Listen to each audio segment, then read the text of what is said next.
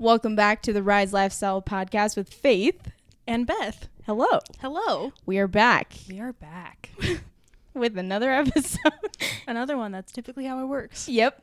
Yeah. Back and forth, one after the other. Okay. I feel like every episode we kind of start off with, what did we just do before this? There's kind of a trend, but I'm just going to start a trend if there's not one. Yeah. Right before this, we probably took at least 5 takes before we started because we have been sitting here for an hour trying to collect ourselves to actually record this. Yeah. So that's where we're at today. And this is the most collected we got. So this is what you get. Okay. It's worth it. I promise. Yeah. It's just going to be a little bit different than what you normally see, even though there's like 3 episodes. Yeah. But here we are. Here we are. So we're just going to dive right into it with an analogy story. Story analogy. Yes. No, wait. Analogy story. Allegory? Is that it? Wow. Yep. That's the one. Okay. No, but on a serious note, we're trying to get serious. Yes. Emotionally Healthy Discipleship by Peter Scazzaro. Yes. Great book. Highly recommend. Yeah. So we're going to read a little. Well, Beth is actually going to read a little excerpt from it. Yes. And then we're going to go into what we're going into today. Yeah. So here we go. Here we go. All right. Once upon a time. It actually starts once upon a time. Oh, I thought you were kidding. No. That's why I Let me see. to connect it. Yeah. Oh my gosh, it does say once so, upon a time. buy the book and look it up yourself. Wow, real stories. Anyways, so once upon a time, there lived a man who had given a great deal of thought and effort to determine what he wanted from life. Then one day, a door opened for him to actually live his dream. But the opportunity would be available only for a short time, and he would have to embark on a long journey. He began walking and grew more and more excited as he envisioned his future dream becoming a reality. As he hurried along, however, he came to a bridge high above a dangerous, rapidly flowing river. As he started across the bridge, he noticed a stranger approaching him from the opposite direction. This man had a rope wrapped many times around his waist. The rope looked like it might stretch to a length of at least 30 feet. The stranger began to unwrap the rope as he walked. Just as the 2 men were about to meet, the stranger said, "Pardon me, sir. Would you be so kind as to hold the end of this rope for me?" Without thinking, almost instinctively, the man reached out and took the rope. "Thank you," said the stranger. He then added, "2 hands now, and remember, hold tight." At that point, the stranger jumped off the bridge. The strong pull from the now extended rope was so strong it almost dragged the man over the side of the bridge into the treacherous river below. He shouted over the railing, "What are you trying to do?" "Just hold tight," the stranger called back. This is ridiculous, the man thought. He began trying to haul the stranger up, but the task was beyond his strength. "Why did you do this?" he yelled in frustration over the edge. "Remember," said the stranger, "if you let go, I will die." "But I cannot pull you up," the man cried. "I am your responsibility," said the stranger. "I did not ask for it," the man said. "If you let go, I am lost," repeated the stranger. The man began to look around for help, but no one was within sight. He began to think about his predicament. Here he was eagerly pursuing a unique opportunity to fulfill his dream, and now he was being sidetracked for who knows how long. "Maybe I can tie the rope up somewhere," he thought. He examined the bridge carefully, but there was no way to get rid of this newfound burden. Again he yelled over the edge, "What do you want?" "Just your help," came the answer from the stranger. "How can I help? I cannot pull you in, and there is no place to tie the rope while I find someone else who can help you." "Just keep hanging on," replied the stranger. "My life is in your hands." The man was stumped. "If I let go, all my life I will always regret I let the stranger die. If I stay, I will never reach my dreams or destiny. Either way, this will haunt me forever." Time passed, still no one came. Finally, a new idea came to him. "Listen," he explained to the man hanging below. "I think I know how to save you." He could not pull the stranger up solely by his own efforts, but if the stranger would shorten the rope by wrapping it around his waist again and again, together they could do it. But the dangling man had no interest. "You mean you won't help?" he shouted to the stranger. "I can't hold on much longer." "If you don't, I will die," came the reply. "Listen carefully," the man said. "I mean what I am about to say." "I will not accept the position of choice for your life, only for my own," the man said. "From this moment on, I give the power of choice for your own life back to you." "What do you mean?" the stranger asked, clearly afraid. "I mean, simply, it's up to you. You decide your future. I will be the counterweight. You do the pulling and bring yourself up. I will tug some from here." The man unwound the rope from around his waist and braced himself to be a counterweight. "You cannot mean what you say," the stranger shrieked. "You would not be so selfish. I am your responsibility. What could be so important that you would let me die?" After a long silence, The man on the bridge slowly said, I accept your choice. He let go of the rope and continued on his journey over the bridge. Man. Some thoughts that you might be thinking with that is, how could, if I was the man on the bridge, how could I let go? I'm a Christian. Wouldn't Jesus pull them up? If I don't pull them up, am I being selfish? How long do I need to put my own dreams and hopes on hold? Or does what I want even matter since I'm a servant of Christ? Where is everyone else? Why does it always have to be me holding on to all of these ropes? Man, that is a good little excerpt from that book. Yes. And it just, I don't know, thinking about a story first and seeing the picture and the actual analogy of basically what are the things weighing you down and holding you back from taking the next step in your life.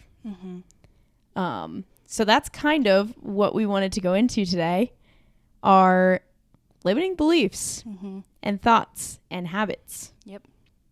I guess habits that are formed from your thoughts and beliefs that are kind of keeping you from either the calling, the future, the goals that you have set in front of you that God has called you into, but like your own thoughts are keeping you from actually doing the things. Yeah. So I guess if I want to share some thoughts from that. Yeah, please do.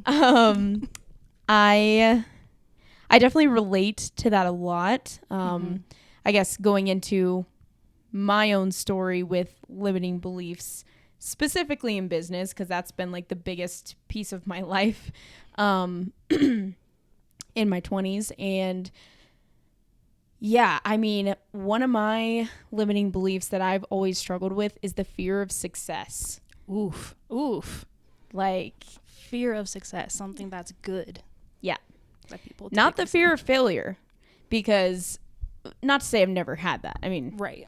Everybody has fear of failure at some extent. Right. But that doesn't scare me. Like I'll take risks and risk everything before I don't do something. Yeah.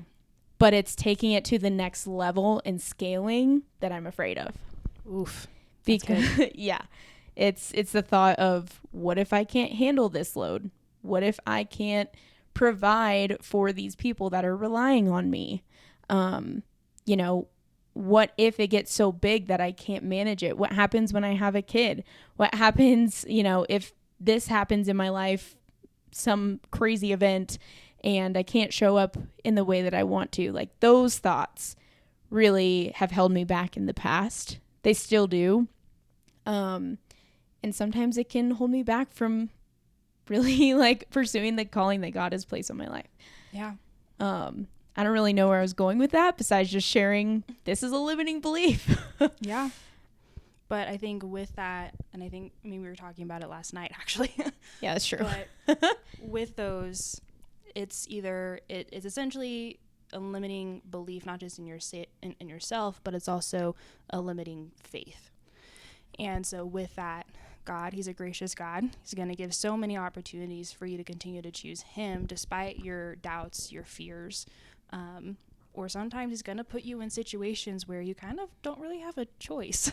So we were talking about it last night with you being pregnant. You were saying you're making all these changes and growth in your business now. And you're like, maybe if I wasn't pregnant, maybe I would be doing the same thing, but maybe not. And I was like, no, you would. Like, first of all, regardless of you being pregnant now or not, you should be doing what you are doing now. Yeah. But also, it's a big thing that you are pregnant because it's putting a whole new weight and it's pushing you and forcing you. But not only that, but it's giving you a courage and a boldness to step into these changes, which is going to be really beneficial for you to step into your gifts, for you to step more into your callings, to step into more things that give you excitement and things that you are drawn to. And you're like, I want to get back to learning about this and doing this. And like, this gives me life.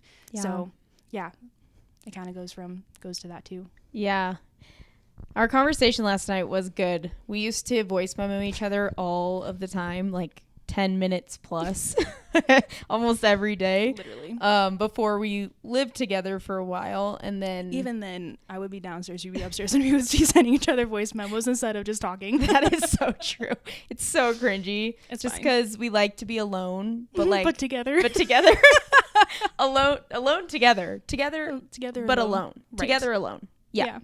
Anyways, so that thought definitely crossed my mind of the pregnancy side, but I think God is allowing this to happen and like is using the pregnancy to kind of force me to do or take these next steps, because if not, you know, I don't have something to plan for by the end of the year if I wasn't pregnant. And not saying that I wouldn't still take these next steps.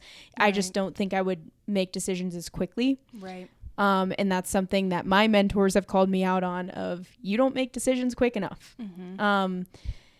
And it's because it is because of my fear of success. Like, honestly, and it's kind of exposed, it honestly exposed a lot. Yeah.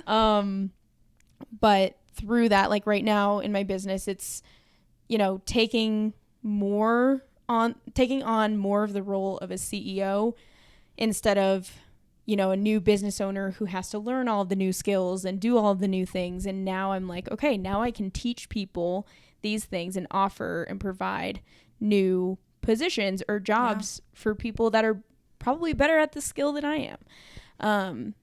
So, you know, I think taking that step of faith and like trusting other people to take on roles that I love to have control on, if we're honest, and just saying, okay, Lord, like if this is what you have and what you want, then I'm going to surrender it to you. And it might be scary, like financially, it might be scary, just not knowing how they're going to perform and whatnot. Right. Not that I don't trust them. It's just like the control aspect. Yeah. And the fear. So anyways, not to go too much on my story and kind of want to go back to the limiting beliefs thing. But yeah, like things like that can definitely hold you back from stepping into where God has you. So I don't know, what did you take from that excerpt with your life, or just even things that you can share with people and how we can start overcoming those negative limiting beliefs? Yeah. It definitely, I had to read it a couple times. When I first read it, I was reading it for we were doing like a book study with some leadership at my leadership women with my church. And I had to read it a couple times. At first I was like, okay, cool. And then he follows up writing, he's like, kind of a punch to the gut. I was like, was it supposed to be? Okay, maybe I didn't really get it. Dang it. So I read it again and I was like, okay, yeah, I get it. And just especially the part of me being such a servant and me having such a deep well to care for people, which is something that I learned and kind of talked through about therapy yesterday, is that I tend to care for people more than they have the capacity to care for me, which is not a bad thing. Doesn't mean that they don't care for me. But I care a lot very deeply for people. Yes. Too almost much. To a fault. No, yes. Just kidding. No, yeah, sometimes it is to a fault. Sometimes, yeah. And that's what this brought me to, was especially the part where it said, he said, sorry, where did it go? This page, sorry. Or does what I want even matter, since I'm a servant of Christ? Or why does it have to be me holding on to all of these ropes? Why is there no one else? How long do I need to put my own dreams and hopes on hold? Because it's like, well, I'm just supposed to serve others.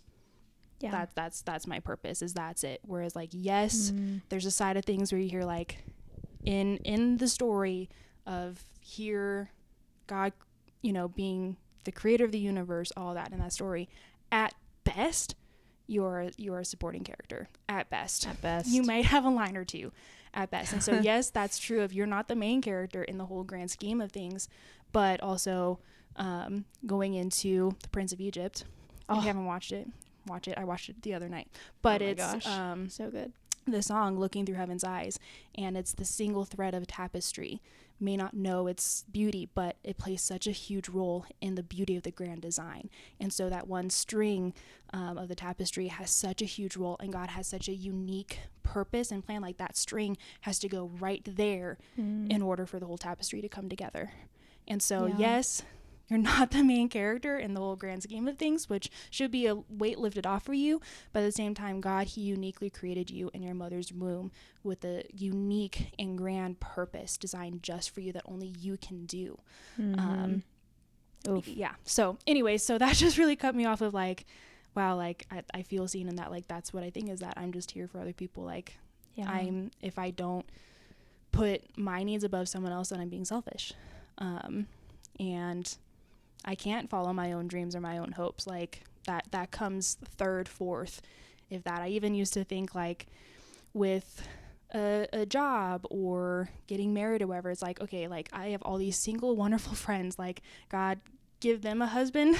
I or hate all how you these had other this. people needing a job, God, give them a job first, and then whatever is left, I'll take. But that's not how God works. That's not how he cares for us. So this was just a huge realization that I had those thought patterns. I mean, I knew them before, but it really hit home for that. And it's like, okay, like, I need to change. And it goes into later on this chapter, there's limits that are a gift from God. That's good, that's healthy, that it's supposed to set you free, that, again, you have a lane, you have a path he wants you to run, and you're supposed to stick with it. But then there are limits that he wants you to break through. And there are so many examples of that in the Bible. Sarah, she was 90, and I can't get pregnant, I'm too old. That was a limit that she thought she had, but God asked her to just have faith in him, and he'll help her break through those limits.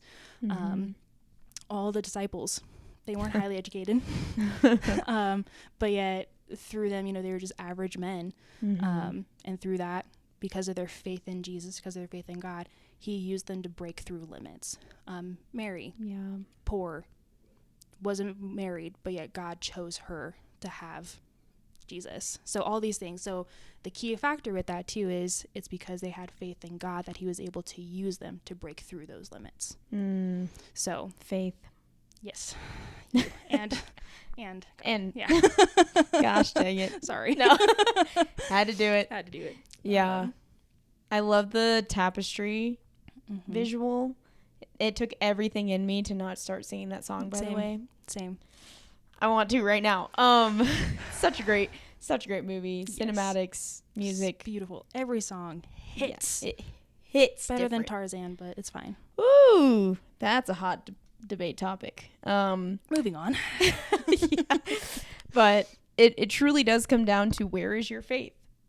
And I think it's so like God for it to be that simple, and for us to make it so complicated. Yes.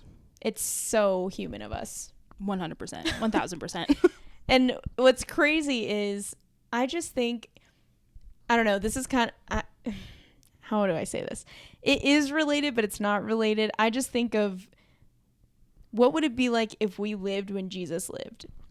And like, we saw him practice the miracles, and we saw the lady that was bleeding for 12 years touch his garment and be healed instantly. Like, how would things look different if we saw the miracles? I don't know. Like, we know about them, and we know that we know they're real, but I think we put this limit of, well, that was back then, or that's when Jesus walked the earth. But we knew the disciples also healed the sick and casted out demons, right? But like, I don't know. I just think of, what would life look like if Jesus were here now, and we could see him perform miracles and be like, wow, like, what limit do I think I have, knowing that I have the Holy Spirit in me? I don't know. Yeah. It's just a thought. Yeah. And I think it kind of goes to what you were saying earlier, like, you have this fear of success. And so for some people, it's like, okay, if God does use me to perform this miracle, it's a joyous thing. It's like, wow, praise God, you use me to do this. You use me to help heal this person, or share their story, or encourage them. But then it's almost like there's kind of a weight added to it. Yeah. And then it's like, okay, like, if I want to do it again, like, I have to, it's, first of all, it's not about me. So recognizing that is a hard thing.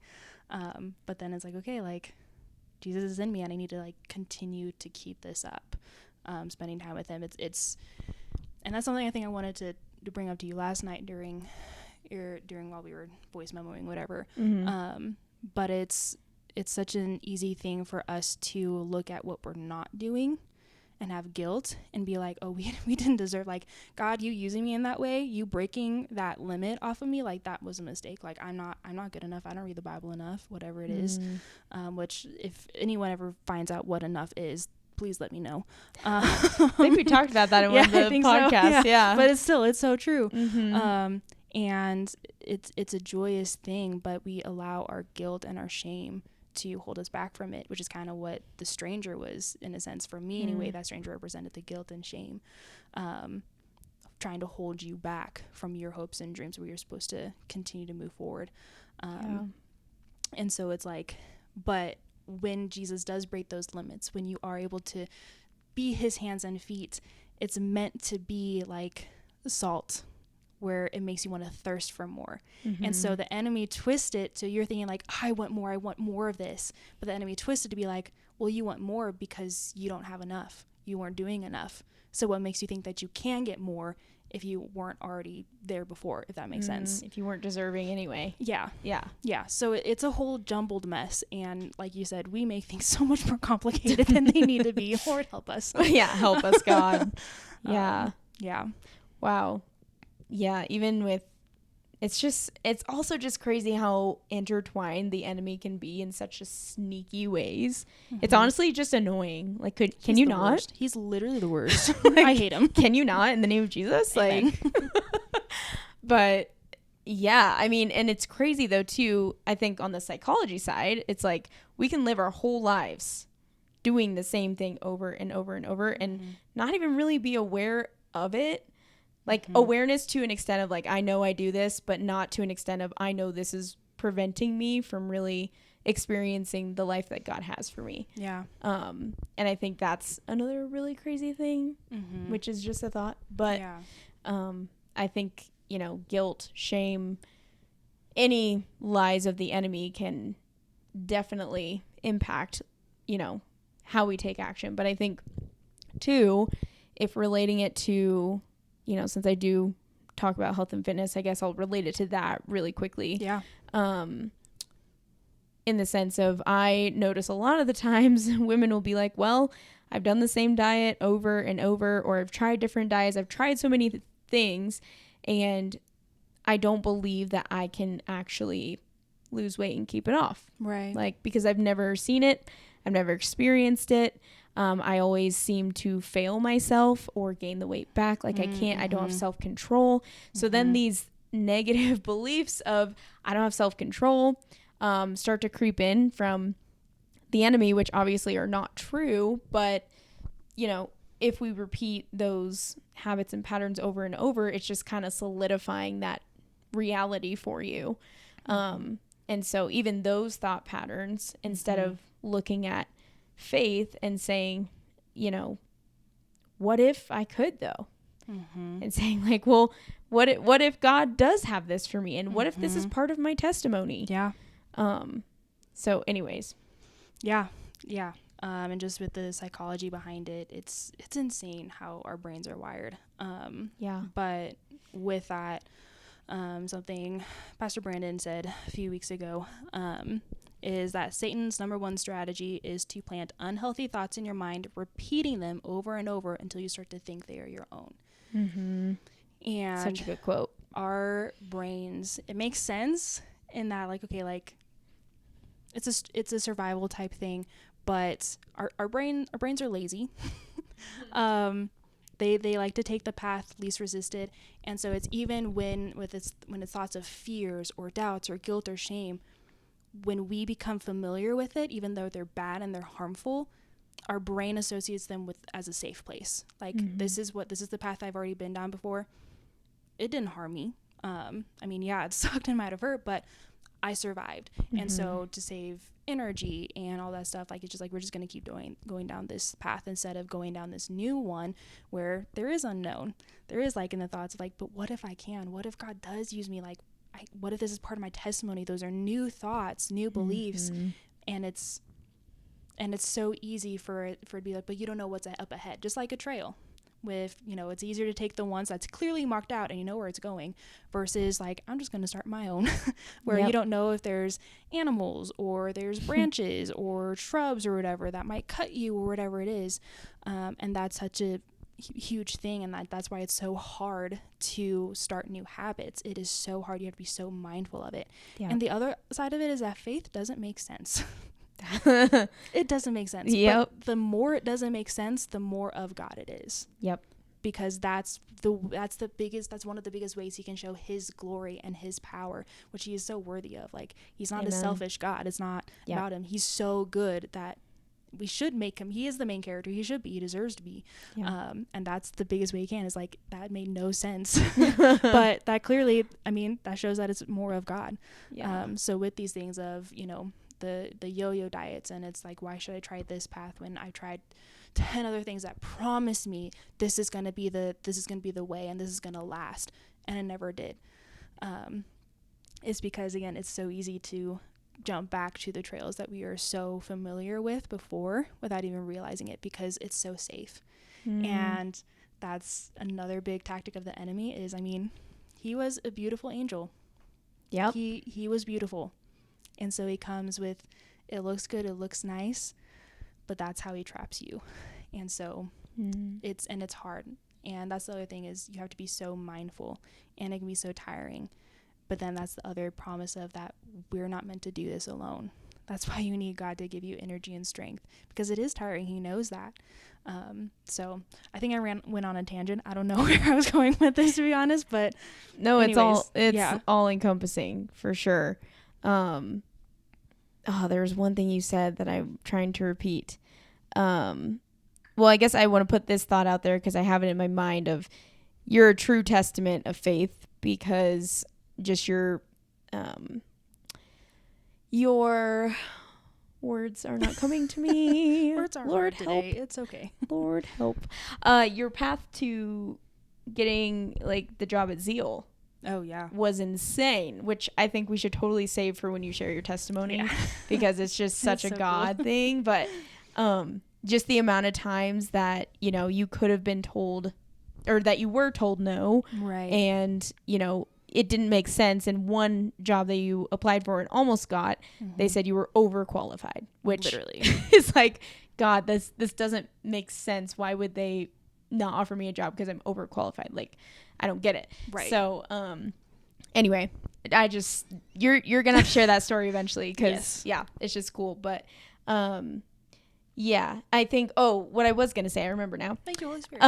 Holy Spirit. When you were talking about like the yo-yo dieting and stuff, I think that's honestly why and this isn't like to brag, I'm not trying to do that. It's just when women come into Rise, it's different because the center is Jesus. Like, the center isn't you anymore. It's not your weight. It's not your food. Those are pillars and aspects, but the center is Jesus. And when you start to like think about Jesus with your thought patterns, when you think about Jesus with your food decisions, when you think about Jesus with your workouts, it changes the motivation completely. It's totally different. Thumbs down on the screen. Nice. We need to change that setting. We'll get to it. But that's honestly the biggest shift that I notice with women is when they're sharing their testimonial videos, they're saying, you know, yes, I lost weight. Awesome. Cool. You know, I healed my relationship with food, but I understand better of who I am now. And who God has created me to be. And I think, man, it's just so cool because it's kind of like a ministry. And I'm like, okay, God, I see you like doing ministry out here. But it changes when you have God in the center and you actually have faith, because now you have something to cling to. You're not just relying on the next diet, like, ooh, this is what's going to get me through. No, it's God. So in the moments where you want to give up, when it's hard, when you're building new habits and you don't want to stay consistent, you're like, okay, but God told me to do this. And so, okay, I'm trusting him. It doesn't look like I'm getting anywhere. I'm just drinking my water and hitting my steps, you know, and like the simple day to day. But, you know, if this is what God told me to do, I'm going to do it. And then the results happen naturally because that's what God told him to do. Literally. So Yeah. good. And just with that too, like just the way you view things, like you said, like your motivation changes too, especially like understanding his grace. And so he's not asking you to do 100% every day. That's the pressure we put on ourselves. It's more so like if you can only do 60%, then give all that 60%, and that's okay. But it's like those moments of like I don't even want to walk. I don't want to go outside. But it's like, okay, just 5 minutes or just down the driveway, pause for a minute and back. Like when you're just obedient with the little things, there's so much freedom in it. And it's so much, and usually the times that I've done that, I was like, I don't want to go on a walk or be outside or anything. Just 10 minutes. I'm just going to do 10 minutes. And then I finish those 10 minutes. I'm like, I can do another 10 minutes. And it's because that first 10, that was all I had, but I gave it my all. And it was so rewarding. And it just felt the grace of God. And like, that's all he's asking you to do. And it's just him like, I'm so proud of you because you got up and you took that step. And that's such a big thing too. Like with Moses, for example, all the miracles he did, it wasn't God who did the miracle and then Moses stepped forward with the staff. It's no, Moses had to step forward with the staff and then God did the rest. Then God parted the sea. So he's just asking you to do just a fraction. Just take those small steps, and then he's going to take care of the things that you're worried about, like, but how am I going to lose this weight? How am I going to get my life? How am I going to get this schedule, whatever? Just take those small steps, and then God will do the miracle, the big things, because he's a big God. We're little. So do the little things, and when you steward well with little, then he can entrust you with more. But it's just starting with those small steps, and it's our human thoughts of saying, well, that's not enough. And it goes back to comparison. Yep. Anytime you say there's not enough, that links to some sort of measurement. So what are you measuring enough to? And so, so I'm going to leave that there because I can go down there, but that's a whole nother podcast episode. Yes. But yeah. I think Moses is a perfect example because, we see Moses as, he was God's vessel. Like he changed the future of Israel and all of that. Yeah. Like God used him for that, but all he did was have a staff and put it down. That's all he did. Right. With a yes. Yeah. And when you think of it like that, it's like he just went in the water and put his staff in there. Yeah. And then it was blood. Right. Like, what? Right. But that's all you had to do? Literally. that was it. Literally. But I love that comparison and just, that story in the Bible because it just shows the faith of a mustard seed, size of a mustard seed. Oh gosh, we'll go down our trail of our oh gosh, if you don't know that video, you should look it up. It's a classic on YouTube. Facts. It's the dog in the airplane. Okay, sorry. Too far. Okay, now you really have to look it up. Yep. Anyways, all that to say, using Moses' story and just the acts of faith that he performed, how much more can God do with something? I don't want to compare it. I'm not trying to compare like him parting the Red Sea to just going on a walk, but like at the same time, it's those small things. Yeah, like in a way, like going on just a 10-minute walk when you don't want to, and you being obedient to that is huge. Yeah. It looks small, it seems small, like just 10 minutes of your day, of your life. It's huge. That could be the walk that leads to breakthrough. Yep. That could be the walk that finally shifts everything into motion. It's huge. Yeah. The little things can actually be so big in the grand scheme of things. Yep. And you might not see it now, but that's part of faith. Yeah. It's part of trusting God's plan and breaking through those beliefs that make you basically stay where the enemy wants you. Let's be real, because he wants you to think, I'm not good enough. I'll never get there. God promised me this, but clearly it's not for me. Right. Those thoughts. And we don't want that to be on the forefront of our minds all the time because it's not of God. Right. So anyways, good conversation. Yeah. This was great. This was really good. We did it. See, okay, this is an example. Because to be honest, just being vulnerable being here, real. we were not feeling it today, this whole podcast thing. And we were like, okay, we're just going to do it because you set a schedule every Friday you're going to record. So we're going to record. Yep. And I'm just here to support you. So I came to support you. But we were tired. We're not feeling like it. And we were like, this might be a short podcast. This might but just be wild. We had all sorts of random ideas of like, what are we going to talk today? Because we don't want to do anything deep. Yep. We don't have the brain power to do that. But Here we are. we prayed. Yep. And then we were just obedient. We're like, we'll just do it. Whatever happens. And then it actually was a really good conversation. I think so. Hopefully it was beneficial. This was a perfect example to close it out, I guess. Yep. Exactly. Amen. Faith of a mustard seed. I can say it this time. Yes. So I guess last words of encouragement. Take that first step. Mm-hmm. Even if it's scary, even if it doesn't make sense. If you feel led to do something, pray about it. Ask God about it. Sometimes he won't give you a clear yes or no.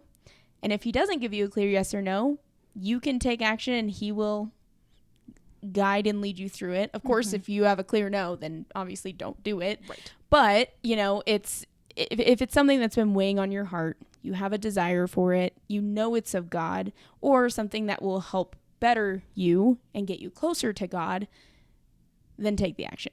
Yes. Even if you don't really know what that first step is, I know God will show you the way, whether it's through somebody or through just his voice, or just something that can just stumble across your path. So anyways, any last closing thoughts?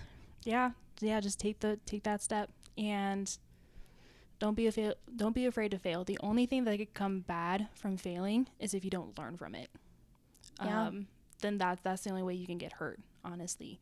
But even if you take that step and you're like, I prayed about it and I don't necessarily feel a no, but I think this is something I should do, and you fail, there's a difference between failing and then failing forward. As long as you take that and you learn from it, because usually it is like you are going to fail. That is part of it.